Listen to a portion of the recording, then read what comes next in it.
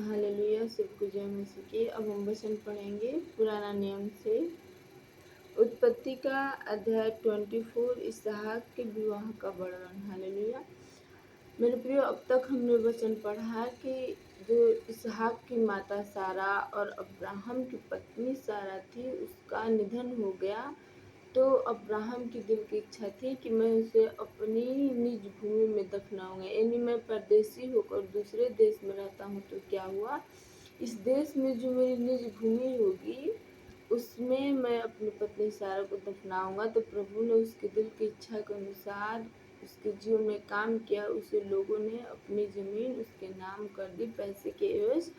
अतः अब्राहम ने अपनी पत्नी सारे को दफनाया। आगे हम पढ़ते हैं इसहाक के विवाह का वर्णन।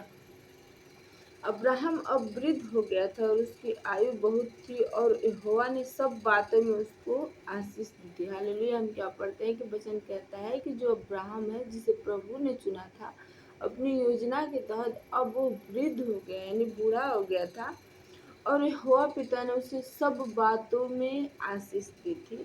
अब्राहम ने अपने उस दास से, जो उसके घर में पुरनिया और उसकी सारी संपत्ति पर अधिकारी था, कहा कि अपना हाथ मेरी जांघ के नीचे रख और मुझे आकाश और पृथ्वी के परमेश्वर यहोवा की इस विषय में शपथ खा कि तू मेरे पुत्र के लिए कनानियों की लड़की में से जिनके बीच में रहता हूँ किसी को न लाएगा। हालेलुया। मेरे प्रियो, अब्राहम ने अपने उस दास, उस सेवक को अपने पास बुलाया जो सबसे पुराना था, यानी जो उसके संग संग रहता था, जिसके ऊपर उसका विश्वास था, जिसे उसे अपने सारे संपत्ति पर अधिकारी ठहराया हुआ था, जो उसके घर का हर एक काम को संभालता था। तो अब्राहम ने उसे अपने करीब बुलाया और कहा कि तू मेरी जांघ पे हाथ रख और शपथ खा कि तू मेरे बेटे के लिए कनानी लड़की न लाएगा, यानी मैं जिन लोगों के बीच में रहता हूँ, जिसे प्रभु घृणा करता है, जिस देश को मुझे देने का वादा किया है परमेश्वर ने, तू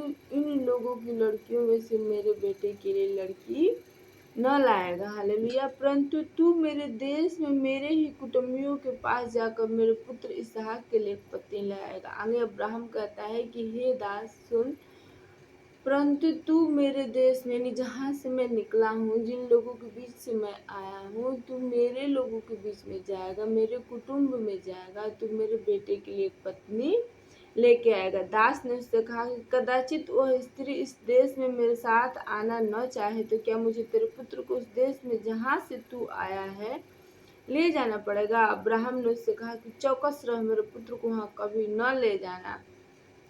स्वर्ग का परमेश्वर यहोवा, जिसने मुझे मेरे पिता के घर से, मेरी जन्मभूमि से ले आकर मुझसे शपथ खाई और कहा कि मैं यह देश तेरे वंश को दूंगा, वही अपना दूत तेरे आगे आगे भेजेगा कि तू मेरे बेटे के लिए एक स्त्री लेके आए। हालेलुया। मेरे प्रिय, वो सेवक अब्राहम से सवाल करता है कि हे प्रभु, यदि वो लड़की मेरे साथ न आना चाहे, यदि मैं तेरे कुटुंब में जाऊंगा, तेरे लोगों के बीच में जाऊंगा, उन्हें मैं बताऊंगा, तो जो लड़की होगी वो मेरे साथ न आना चाहे, उसके माता पिता उसे मेरे साथ न आना चाहेंगे, तो मैं क्या करूंगा? तेरे पुत्र को, यानी इसहाक को वहां लेके जाऊंगा। तो अब्राहम कहता है कि नहीं नहीं, ऐसा कभी न होने पाए। तू जा, जो मेरा परमेश्वर है, जो आकाश और पृथ्वी का परमेश्वर है, जो मेरे साथ साथ रहता है, मेरे हर कामों को सफल करता है, वही परमेश्वर अपने दूत को तेरे आगे आगे भेजेगा और तेरे काम को सफल करेगा। हालेलुया। तब उस दास ने अपने स्वामी अब्राहम की जांघ के नीचे अपना हाथ रखकर उससे इस विषय में शपथ खाई। आगे हम क्या पढ़ते हैं कि वो दास जब वो अब्राहम के वचनों को सुना तो उसे एक आश्वासन मिला कि जो प्रभु है, जिसकी आराधना अब्राहम करता है, वही मेरी सहायता करेगा, वही मेरी अगुवाई करेगा, मेरे कामों को सफल करेगा। अतः उसने अब्राहम के पैरों के ऊपर अपने हाथ रखे और शपथ खाई और कहा कि हे प्रभु, जिस तरह से तू मुझे आज्ञा देता है मैं उन्हीं कामों को करूँगा। मैं तेरे लोगों के बीच से ही तेरे बेटे के लिए पत्नी लेके आऊँगा। हालेलुया। मेरे प्रियो, हम यहाँ इन वचनों से क्या समझते हैं? इन वचनों से हम समझते हैं कि यदि हम प्रभु परमेश्वर के साथ खराई से चलते हैं तो प्रभु हमारी अगुवाई करते हैं और हमारे मार्गों में अपने दूतों को भेजकर हमारे कामों को सफल करते हैं। आमीन।